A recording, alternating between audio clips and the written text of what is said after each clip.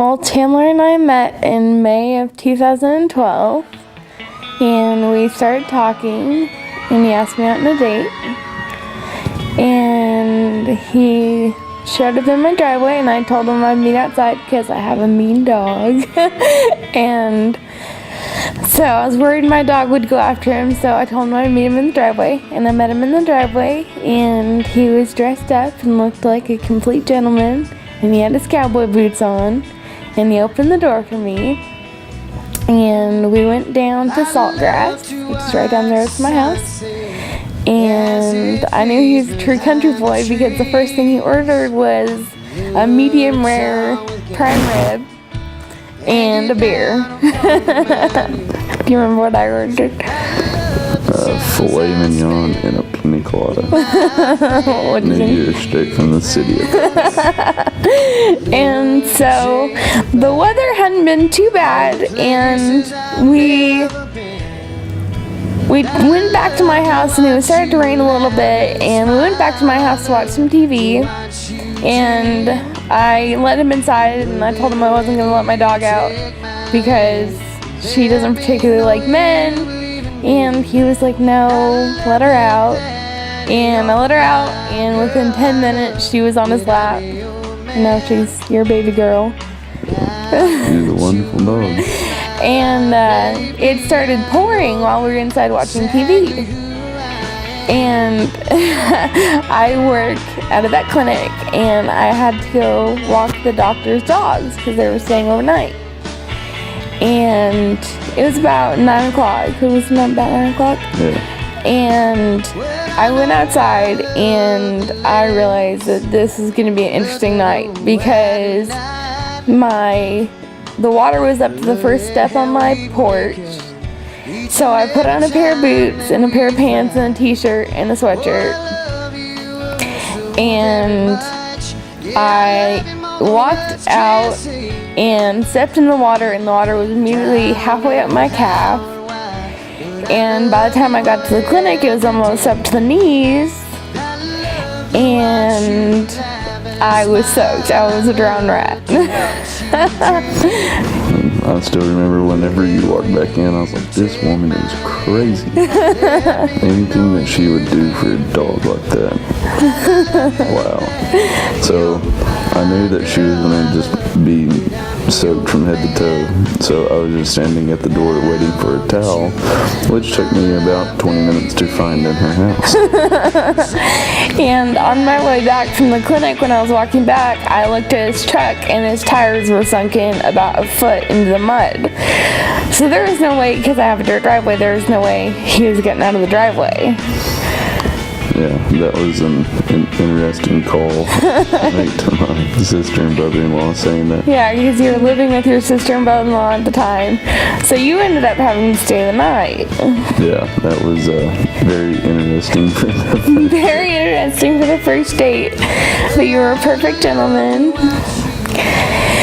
And my kids loved you. And then you went to work the next morning in the same clothes you were wearing. And you washed them, remember? oh yeah, I washed your clothes. And then the next night you came back over to my house, right? Mm-hmm. And we were standing on the porch, and you told me at that point, it was May 11th, 2012, and you told me in 2 years that you were going to ask me to marry you. It didn't last that long.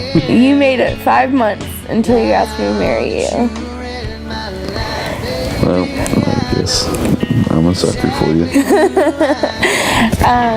The day of our engagement, I thought we were taking Christmas pictures with a photographer for Christmas cards.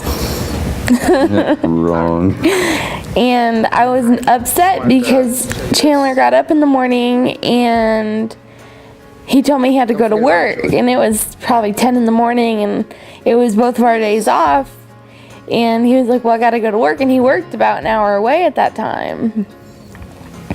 And it took all day of planning and meeting friends that came to help me from Amarillo, because they're wonderful friends like that.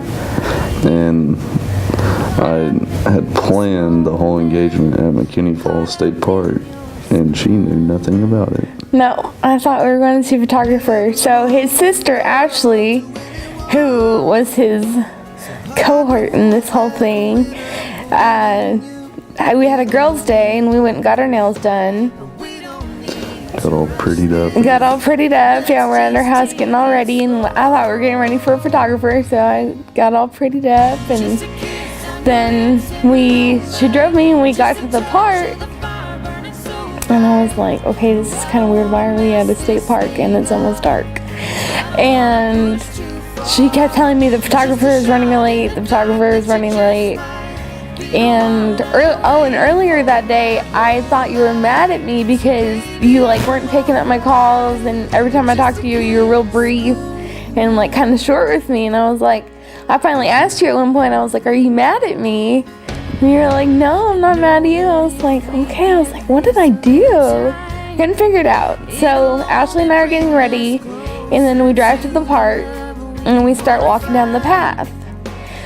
Well, the path was all lit up with candles, and then all of a sudden I start seeing pictures of us hanging from the trees everywhere. And who was standing behind the first tree with the first picture? And you were standing behind the first tree with the first picture, and you were sweating like a dog. You were so nervous. And it was very hot. And it was very hot. I was really confused on what was going on. And so you walked me to the auditorium, which was a big stone circle, and it was all lit up with candles. And there was probably about 100 pictures of us. That took forever to rig up with fishing line. They were hanging from trees too. And you told me how much you love me, and that you want to love me forever, and then you couldn't get the ring out of your pocket, but then you did, and I finally realized what was going on, and I said yes. And then your sister started laughing because she knew it had been going on all day, and then some guy came out of the woods. I had no idea who he was, so I was so in shock, and then I realized it was Drew, your best friend. And then Chris, your brother-in-law, came out. And then some guy I'd never seen before in my life came out. Alex, who was such a good guy for coming to help. And then we went out and celebrated. It was a very great time. Yeah, it was. And there was also, on the way to celebrating, there was a billboard that he said was his second chance in case I said no the first time, that said, "Sarah, will you marry me?" on it along I-35. I can't even imagine how many guys got slapped by driving by that sign with girlfriends named Sarah. So that's our story.